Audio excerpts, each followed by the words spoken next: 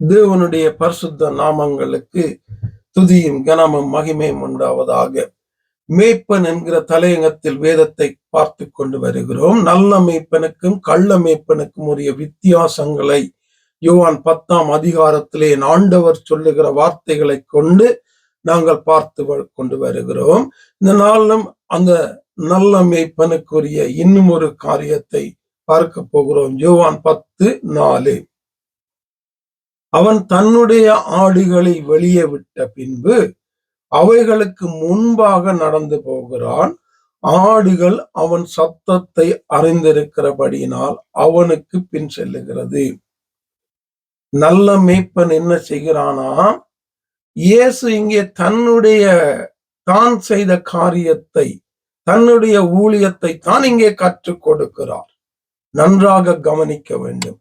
இயேசு தான் போன பின்பதாக இந்த மேய்ப்பர்கள் எப்படியாக இருக்க வேண்டும், வாழ வேண்டும், செய்ய வேண்டும், நடத்த வேண்டும், எப்படியாக தன்னை பின்பற்ற வேண்டும் என்பதாக காண்பிக்கும் பொருட்டாகத்தான் இங்கே காரியங்களை சொல்லிக் கொண்டு வருகிறார். என்ன, நல்ல மேய்ப்பன் என்ன செய்கிறானாம், அவன் தன்னுடைய ஆடுகளை வெளியே விட்ட பின்பு அவர்களுக்கு முன்பாக நடந்து போகிறான். நல்ல மேய்ப்பன் ஆடுகளுக்கு முன்மாதிரியாக இருக்கிறான்.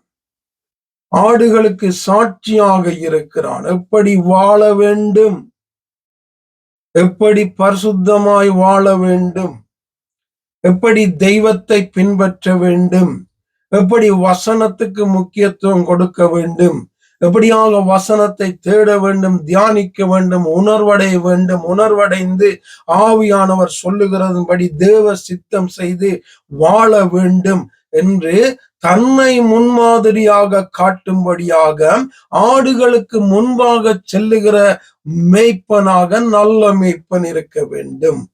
என்னை பாரு, நான் எப்படியாக இயேசுவை பின்பற்றுகிறேன், நான் எப்படியாக வசனத்துக்கு முக்கியத்துவம் கொடுக்கிறேன், நான் எப்படியாக வசனத்தின்படி வாழுகிறேன், நான் எப்படியாக சத்தியத்தை சத்தியமா ஜனங்களுக்குள்ளே கொண்டு போய் வசனத்தை கொண்டு தெய்வத்தை மகிமைப்படுத்தி தெய்வத்துக்கு நேராக ஆத்துமாக்களை நடத்துகிறேனோ, அதே போல என்னை எனக்கு பின்பற்றுங்கள் என்று சொல்லத்தக்கதான ஒரு நல்ல மேய்ப்பனாக முன்மாதிரியாக அவன் இருக்க வேண்டும்.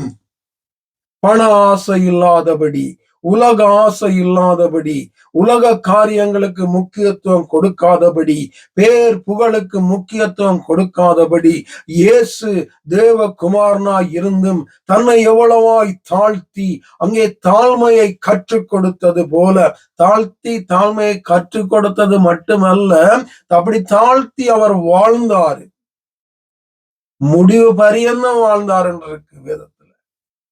அப்படியாக தெய்வம் உயர, இயேசு உயர, ஆவியானவர் உயர, மகிமைப்பட, தேவனுடைய நாமம் உயர்த்தப்பட, தேவனுடைய நாமம் அறிவிக்கப்பட, தேவனை ஜனங்கள் தேட, நித்தியத்துக்குள் ஜனங்கள் நடத்தப்படத்தக்கதாக ஆடுகளுக்கு முன்பதாக தன்னை நிறுத்துகிற, நாடுகளுக்கு முன்பாக தன்னை முன்மாதிரியாக காண்பிக்கிற ஒரு நல்ல மேய்ப்பன் இருக்க வேண்டும் என்று என் ஆண்டவர் எதிர்பார்க்கிறார், என் இயேசு எதிர்பார்க்கிறார்.